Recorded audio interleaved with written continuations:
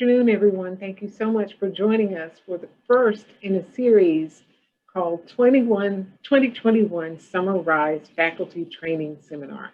We thank you so much for joining us today for the first in the series presented by the Office of Research Advancement in the Division of Research and Innovation. We have a special guest today. Our special guest is Michael Douglas, the Research and Innovation Director of Research, Marketing, and Communications. And we are presenting information today on networking for research. So I'd like to introduce the Director of Research, the Office of Research and Advancement, Dr. Krishnamurthy. Krish. Thank you, Karen. Welcome to the Summer Faculty Rise Training Series. The over 18 members, Chanda Green, Kimberly Loesch, Karen Cotton, and Grace Apology are going to present a seminar on an important, often not emphasized enough aspect of successful research efforts, namely networking. You will also hear from Michael Douglas, one of the latest additions to the Division of Research and Innovation. Enjoy. Over to you, Chanda. Good afternoon, everyone. So as stated, we're going to be working on networking and building your brand. Can you go to the next slide, please? I'm going to give you a scenario. I just want you to think about your answers to these questions. So the scenario is, it's fall 2022, and a federal agency program officer has all but told you directly that your research is going to be funded if you have multidisciplinary and multi-institutional partners. You have 1 week to submit the LOI, which includes your committed partners. Do you have resources you can contact within the next few days that will serve as potential partners? If so, how long have you been cultivating partnerships, and have you passed on your networking knowledge and skill to your junior faculty members, either formally or informally? That's question 2 to think about. And finally, if not, what has prevented you from forming these networks? So think about the answers to those questions while we have the expertise of Mr. Michael Douglas, who is going to take it over now. Next slide.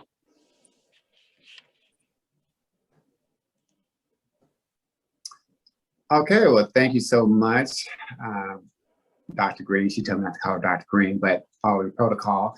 And I also like to thank Dr. Krish and Karen.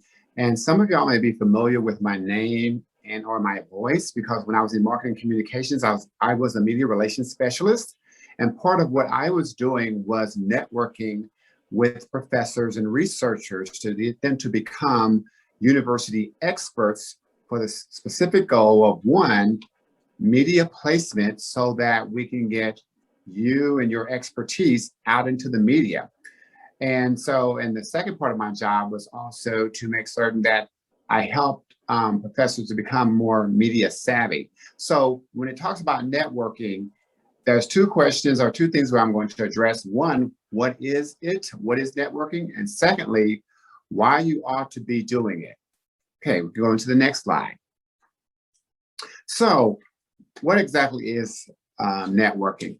Again, this is not peer review, peer review with your peers network. And so what it actually means from my perspective as a journalist who's also worked in higher ed as an instructor, this means the professor or the researcher is trying to find an audience.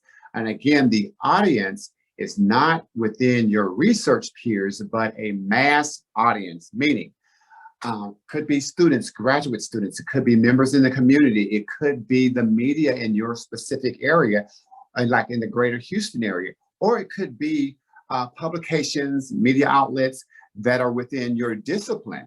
It's all about getting you connected to a larger audience. And the second part of what it is creating awareness of yourself and your research, which is ultimately why you are networking.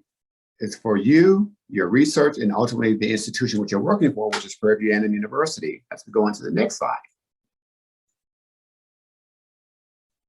So that answers the next question. how to do it. So how do you network? So this is really, really simple. But sometimes when you say simple with a professor or a researcher, it can seem very complex. So I'm going to give you an example of networking with an actual scenario. Dr. Chanda already provided one scenario. This is a real world situation. So on the next slide, you will see a particular story that involves networking. Now, this is an article called, this is How We Juneteenth. This is an article that was published in the New York Times in June of last year. As you can see, the publication date there was June the 18th of 2020. And how this is an evidence of networking, the person that you see, the reporter who wrote the story, her name is Gina Sheralis. She is also an assistant on the editorial board there at the New York Times. And the first person mentioned in this article is Kenneth Timmons. Gina Sheralis is a former student of mine from Florida A&M University. And she mentioned to me that she was looking to do a story about Juneteenth and wondered if I had any connections with her. She was networking with me for sources. I said, sure, Gina. I said, what type of sources are you looking for? Are you looking for a historian? Are you looking for a scientist? Are you looking for the average Sally Sue, Joe Blow, Billy Bob? She said, I'm kind of looking for all of that. And I need some help in connecting with these people. So I took her pitch of what she was looking for, and I sent it out to Prairie View experts, but I also posted it on my personal Facebook page. And the Kenneth Timmons that you see here, I grew up with him, and his sister's a graduate of Prairie View. So this one particular story, Michael Hurd, who's from the History Center that we have here on campus, he was also quoted in this article. So me teaching this one student beginning back in 2013 led to her contacting me, 8 years later, said she's working on a story and needed some help. And I connected her to someone that I grew up with and also a person here at Prairie View, and both of them made it in the first part of that article, which leads me to the next slide. Now it says here, how do you do it? Now I'm going to give you some examples of what you should do and how you can do it. First of all, I say use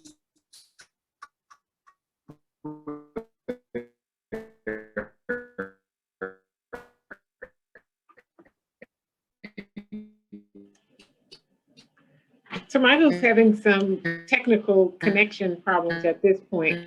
So Michael, can you hear us? So one of the things Michael encourages is that we use Twitter for connecting and for networking. And one of the best ways to do that is to, once you set up your Twitter profile, look at people who are in your area, who are in your discipline, and have those and follow those reporters that are doing stories on the types of things that you are writing about. Follow those reporters. Are you back, Michael?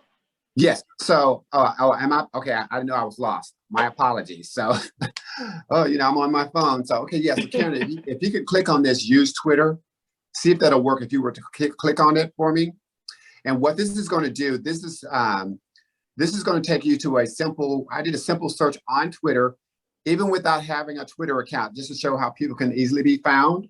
So Karen's going to go to that, and I typed in engineering professor. And Karen's clicking, she's getting ready to share. And again, as Karen pointed out, having a Twitter account is something that's very easy to do, but this will show you how to use Twitter, or how I would use Twitter without even having an account. I see Karen's irises are moving around, and if not, I can just talk through it. If you would, Michael, just talk through it. It's not allowing us to connect. Yes. Okay. So on that link I provided, I said I did a search for, I did a generic search on Twitter that said engineering professors. And then what I did was Twitter gives you, when you search on it, it gives you 5 options. Top, the latest, people, photos, videos. I clicked on people, and it showed me a list of people who list themselves in their profile as engineering professor. Then when I went over to the top, it shows you the top things that are trending on Twitter based upon these names. It shows you different avenues in which these Twitter professors are actually being engaged on Twitter and how they're being quoted and things of that nature. That's why I stated using Twitter is a great way to do the following 3 things. It's a great way for you to, Karen, if you go back one slide, using Twitter is a great way for you to follow reporters. No, that's 4. Go back one more. Perfect, right there. Using Twitter is a great way for you to follow reporters that you are normally reading in the media, because again, you want to get your message out to mass audiences. Another great reason, again, forward Karen to where it says how to do it slide. Another reason for using Twitter is also to engage these reporters.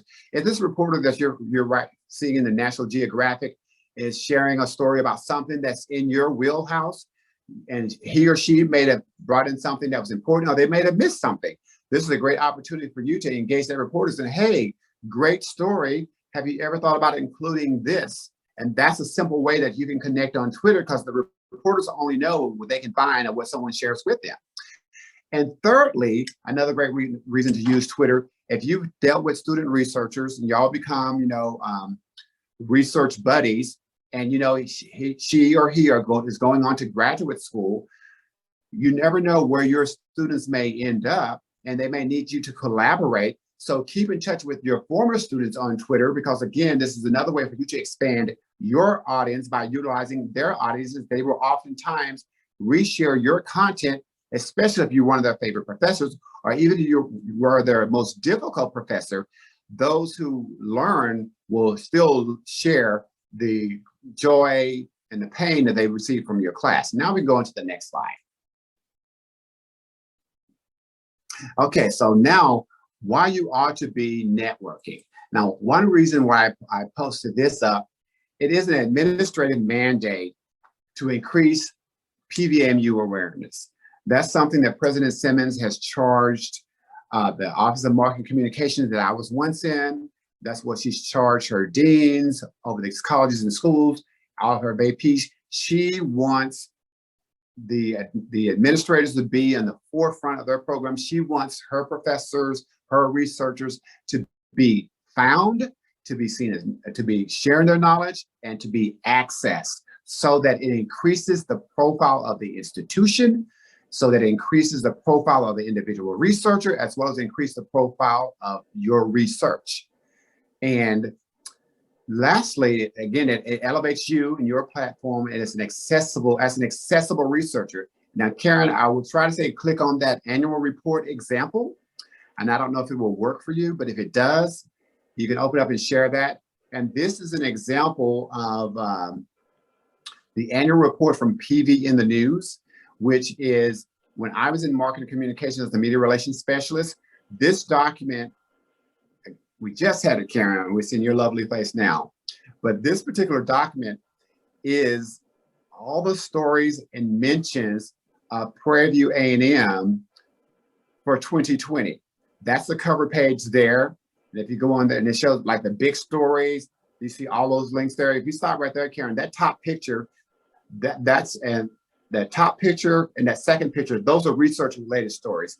That's Devin Allen, who just graduated from engineering, talking about how you're being tracked on your phone. And it was a cybersecurity story, which involved the cybersecurity professors. You can go into the next page, and I'll quickly go through this, but show you from, those are the graphics of the biggest stories of the year, the most traffic that we had, some of the key stories. And then we break it down further month by month, what was being mentioned, who was quoted the most, and go into the next page, Karen. You see it's in January. Here are our big stories. And each one of these things you see on the left-hand side, the person with this document can click that hyperlink and it will take them to that story. And so we showcase the big stories, but most of these stories will have exact quotes or, where you all were quoted and all those stories there. So that's another reason this annual report is also required by SACS. So this was an inaugural report that I basically was doing this week by week, day by day, collecting this data so that we can showcase where Prairie View is being mentioned, which goes back to the importance of networking as we go back to the original slide and open it up for questions. Again, it is so important for researchers to understand that you're doing all this great study and trying to come up with answers or explore different things, but you need to know how to and be willing to share that information and findings with a much broader audience. Why? It's great for Prairie View, it is great for you, it is great for your research, but it also helps to really get you out there in our division for research and innovation. And again, it's something that President Simmons is expecting. So, and again, and networking is a simple process. It's, you know, and I know there will be additional trainings that are coming up, but the thing about it is you don't want to be the best kept secret in your research community, because that does not get you grant funding and dollars, you know, for what you're trying to pursue next. As we all know, in Congress, they recently are trying to approve this huge measure for research and innovations for stuff in America to compete with China. So that's another opportunity to apply for something. But even when you're filling out your grant applications, they say, hey, show us examples of your work or how you've been covered. And this is another way to show how you can translate your research to a broader audience. Karen? And as Michael said, we want to make sure that the work that you're doing is not only revered in refereed journals, but also that it is accessible, as Dr. Simmons has mandated that our researchers' information is. And in the age of social media, one of the ways to do that, as Michael mentioned, is via Twitter. What's new today is new today. Something else will be new tomorrow. And as you probably have heard with Fox News, CNN, MSNBC, wherever you get your news information from, there is a 24-hour news cycle. And sometimes the news cycle is shorter than that. And so things change quickly, things change rapidly. Something that's new and exciting today is old news tomorrow, because there's something else new and exciting tomorrow. And so we want to make sure that you have an avenue to get your information out. Twitter is one of those things that we can do to make sure that your information is out there. All of us know the gentleman here, Einstein. In today's news, everybody knows who, most people, I'll say, will know who Albert Einstein is.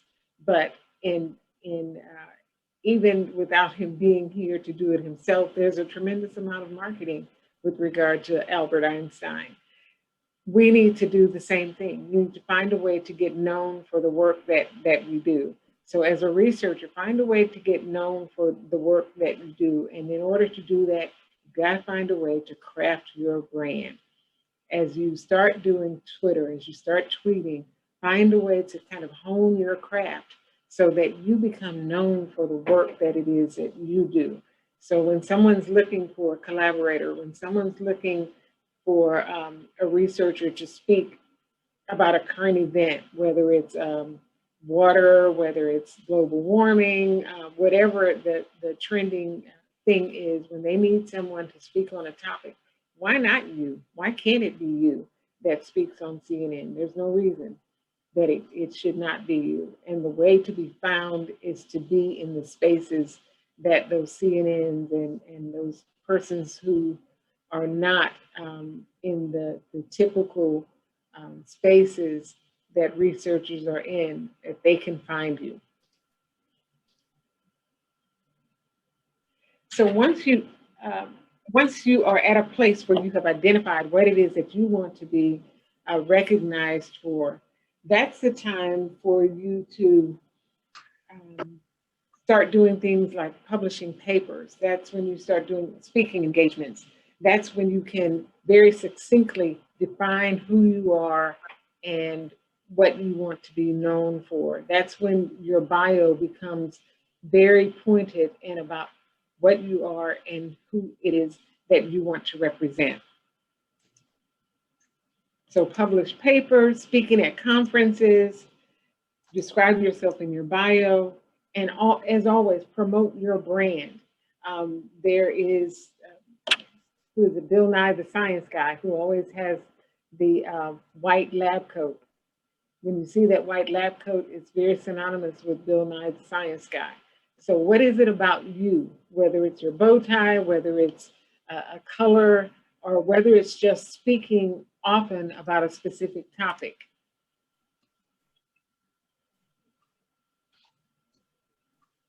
And the advantage to crafting your brand, the advantage to being in those spaces via social media, whether it's Twitter or Instagram, whatever it is that you decide is best for you, those things are important, because when it comes time for external reviewers to find out what other things you have done, when they're at the table reviewing your proposal, when they try to figure out who it is that you are, if it's something that they can Google and find out about you, if it's there and it's positive and it relates to the work that you're doing, that's a positive for you.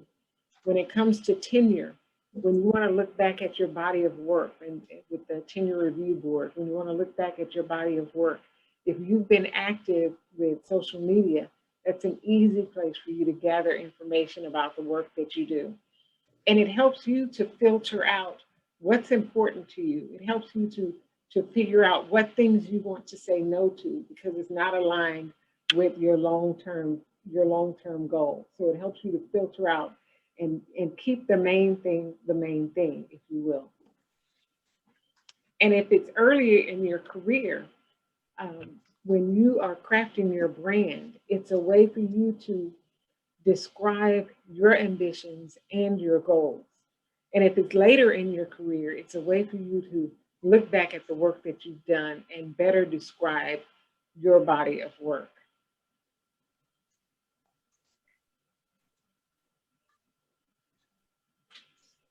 So now I'm going to take over and talk about, kind of try to bring everything back together.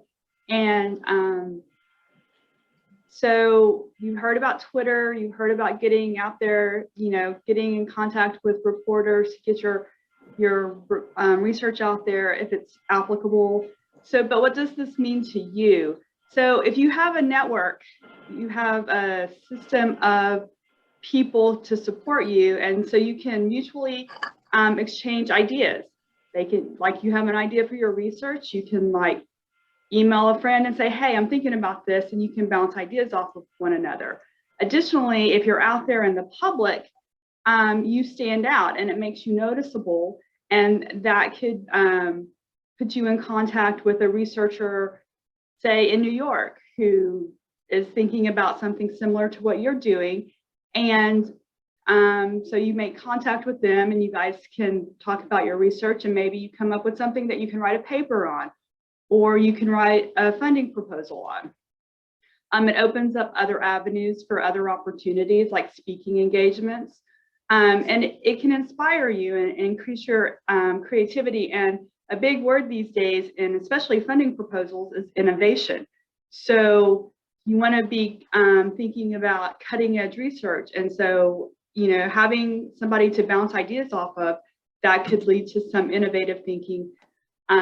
And much like the library is a resource where you can go and look up a paper or whatever, now you have this resource of people. And it's your own personal research library that you can reach out to and, get ideas from. You're connected in many different ways. If you want to play the Kevin Bacon game, 6 degrees of separation, think about when you were in graduate school, all the people that you were in contact there. Say you reach out to a fellow graduate student of your time and they say, oh, I know this other person. Well, now you've made another connection. So it's always good to think about these things. And, as you have graduate students or undergraduate students that go through your labs, they're going to go out into the world. And so then that gives you another avenue to network with other people and find out what they're doing and see how it can help you.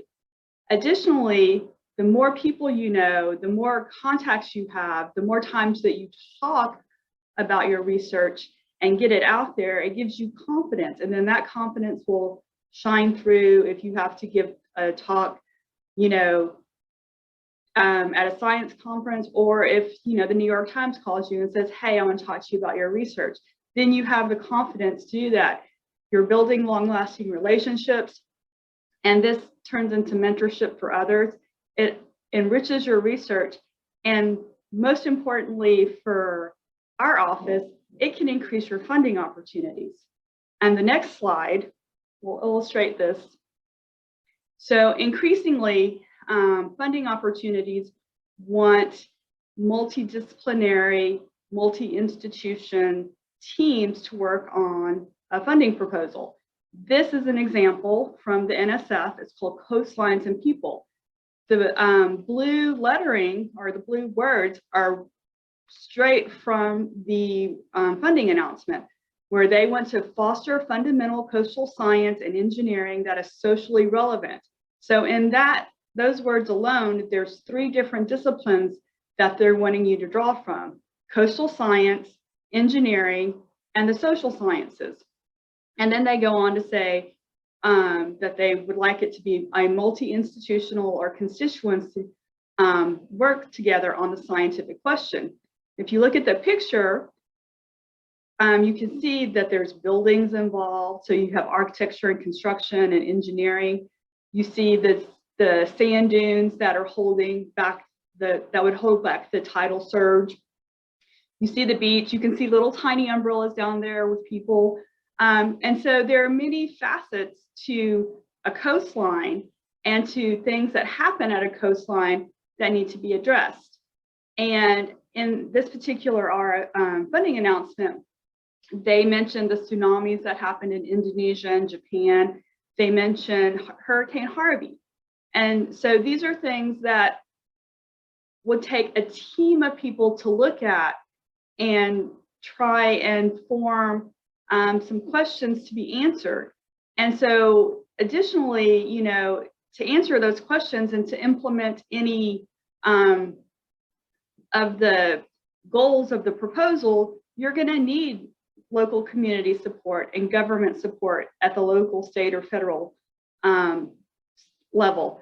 Maybe there's a nonprofit organization like the Red Cross or something that could come into play, private sector businesses, and then of course other scientists that are going to be needed to answer the questions that would say, figure out, like for Hurricane Harvey, there was recently posted on the NSF website that they found that the floodwaters from Houston affected a coral reef that was 100 miles off the coast, off the Gulf of Mexico coast.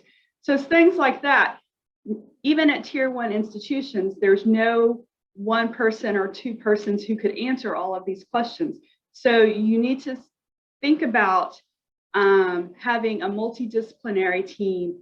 Even within Prairie View, we have a lot of different experts, but where you could team with them, but you also need to be thinking outside of our local area and connecting with scientists that could help you, you know, get into a funding opportunity that normally you wouldn't be able to get to.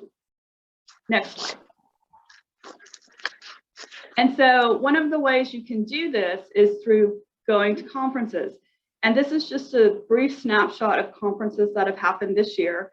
Some of them are still virtual, and then some of them are now in person and virtual, as the American Chemistry Society will be in August.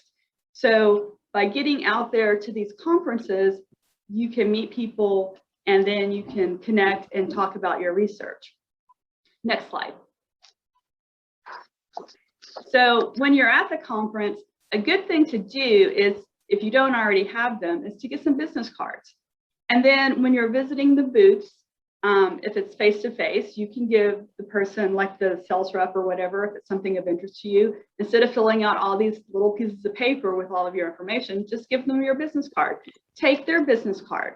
If you meet a fellow scientist and you want to keep up with them, give them your business card. And you know, if you find someone there that that you really want to keep in contact with, follow up with an email. Like that night when you go back to your hotel room, just send them an email and say, hey, I really enjoyed talking to you today. Maybe in a week or so, I'll send you some information about my research and we can talk about that. And so, you know, don't be afraid to, you know, if it's somebody, you go up to their poster, if it's face-to-face and say, hey, we want to go have coffee after this and we can talk about it, because you never know where those connections can lead down the line. And obviously, by going to conferences, you'll meet friends and colleagues that you'll keep in your life for, you know, your professional lifetime and maybe even your entire lifetime. And if it's a virtual conference, like this past year, the NIH had a big conference, they actually had a networking lounge. So there was a place where you could go and it was a real-time conversation on different topics. You could talk to program officers, you could talk to different vendors about different types of scientific equipment. So there are ways still, if you're virtual, that you can network with people. Next slide. So in addition to everything that's been mentioned, conferences and social media and the importance of networking, internally, we have the Center for Teaching Excellence that provides some really rich resources. They have a Reach and Achieve with Mentoring MAN program that is for mentoring for junior faculty, as well as access to the HBCU Faculty Development Network and Academic Impressions. So for any of those resources, and I'm sure there are also a plethora of other resources, contact CTE at CTE@PVAMU or their phone number here. And Mr. Cole, Dr. Foster, and Ms. Yen, they will be more than happy to connect you with and let you know about the resources that they have there. Next slide. And then we talk about this all the time, and we cannot emphasize this enough, that when you are working on funding, when you are working on those connections, one of the strongest connections and networking allies you can have are the program officers from the various funding institutions. So please don't ever be too intimidated. Don't ever be scared. Don't ever think you're a bother in contacting those program officers. They actually love to engage in intellectual conversations. They appreciate the questions. They can certainly sometimes answer questions that no one else can for you, and we can help facilitate those, but please go ahead and reach out to program officers, get to know them. We've had plenty of times where we have had to work with the same program officers, or we can get hints or tricks or network to someone else. That whole 6 degrees of separation. So one from NSF may know another one in a different area. So certainly reach out to those every time you have a proposal that you're interested, as you're writing your RFP, any questions that you may have. Next slide. And as always, our office exists to assist. So within our office is our director, Dr. Krish, and we've got Kim, myself, Karen, and Grace. We are all more than happy to assist you with your needs in a variety of ways about building your brand, networking, working on your proposals, proposal searches. So we really hope that today has been of use to you. And next slide. So Karen, do you want to facilitate the questions, please? Absolutely. If there are any Thank you.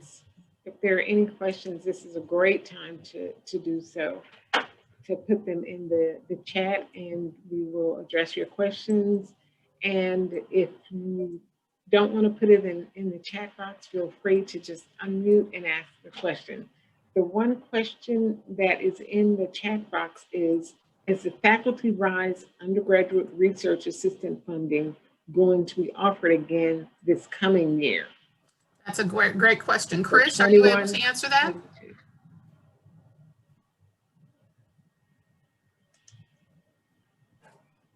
Dr. Krish?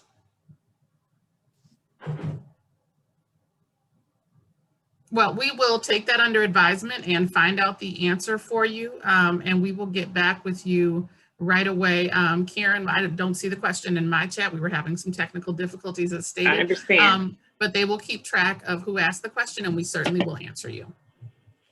We will get that answer to Dr. Moore and to anyone else who is interested in finding out about whether or not the undergraduate research assistance funding will be available in the upcoming year. We'll get that information out. Thank you. And at this time, I don't see any additional questions in the box. So I want to open it up to all of the other presenters. If there's anything else that you'd like to be added to the seminar today, this is a time, we have a few extra minutes. You can include that now. And just one thing I would like to follow up on, another 6 degrees of separation.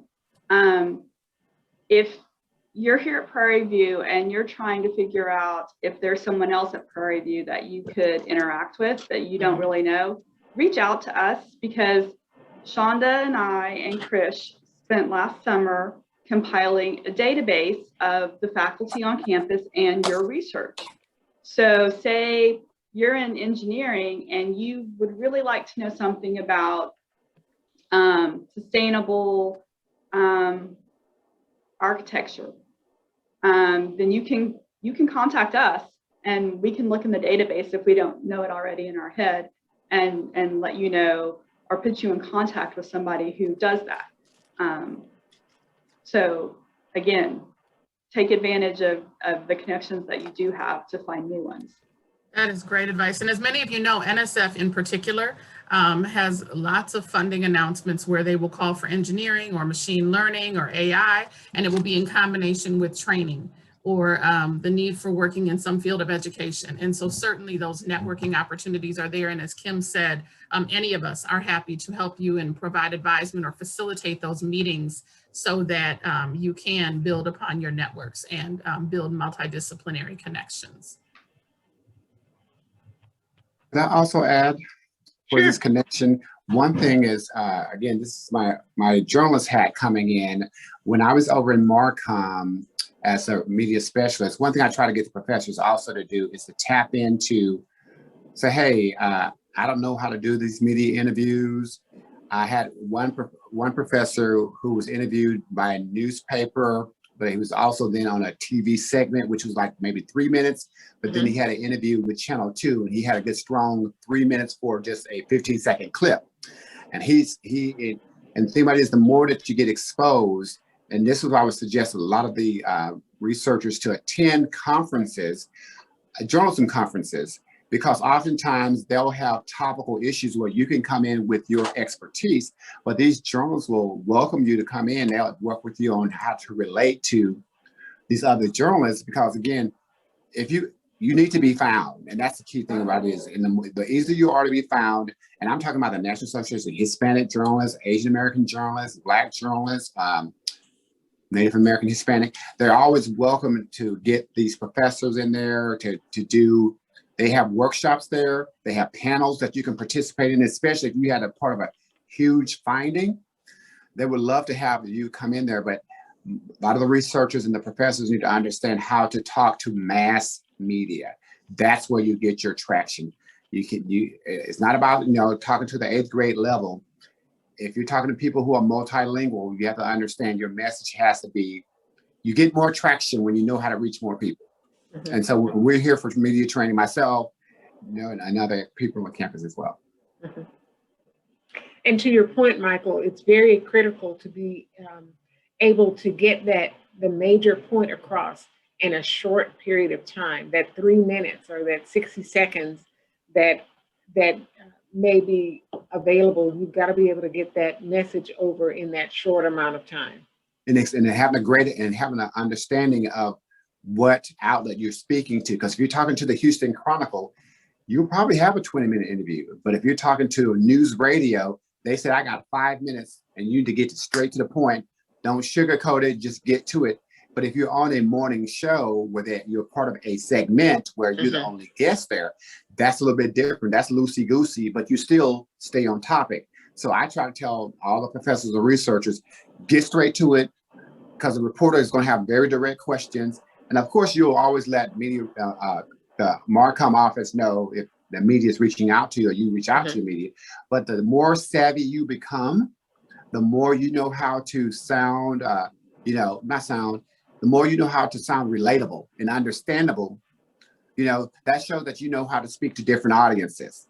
So you may be called in by your child's middle school class to come and talk to them. If you talk to middle schoolers, if you don't talk to their language, they're going to look at you like you got something on you. However, when you're talking to your high school class that's might be an honors program, they may shock you with the questions that they have. But again, it's a skill that can be learned. It's learning how to step out of your peer and reach for the horizon. And that's where you're trying to go with your research. Reach the horizon, because if it's on that horizon, those funding agencies will get wind of it as well. So Michael, that sounds like a training that we need to have. I wanted to answer the question in the chat and then go back to the scenario. So regarding foundational applications, our office actually does not work with the foundation RFPs. That is through our PVAMU development office. So you would want to contact the Office of Development, and they will be happy to assist you with any of the foundation funding opportunities that exist. Carmi Williams. Thank you.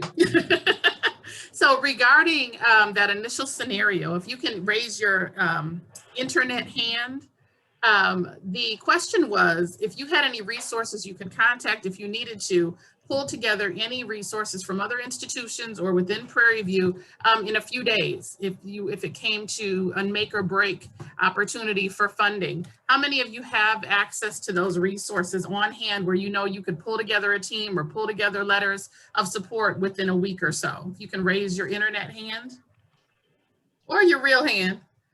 That's great, great.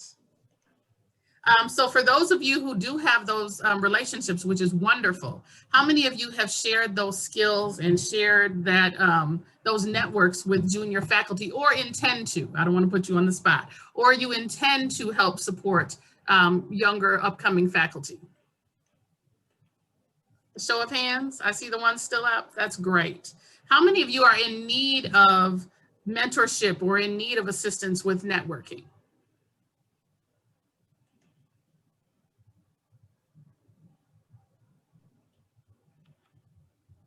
Okay, I appreciate your feedback. And so we certainly are going to continue to have this conversation, and internally we are always having this conversation around how we can better assist faculty and researchers with mentoring and networking and building those networks between HBCUs and PWIs and all of the different institutions, so that for our office, you can get that funding and we can become a stronger institutional research institution, and certainly to enhance research overall for our capable, brilliant students. So that's it for me. Karen?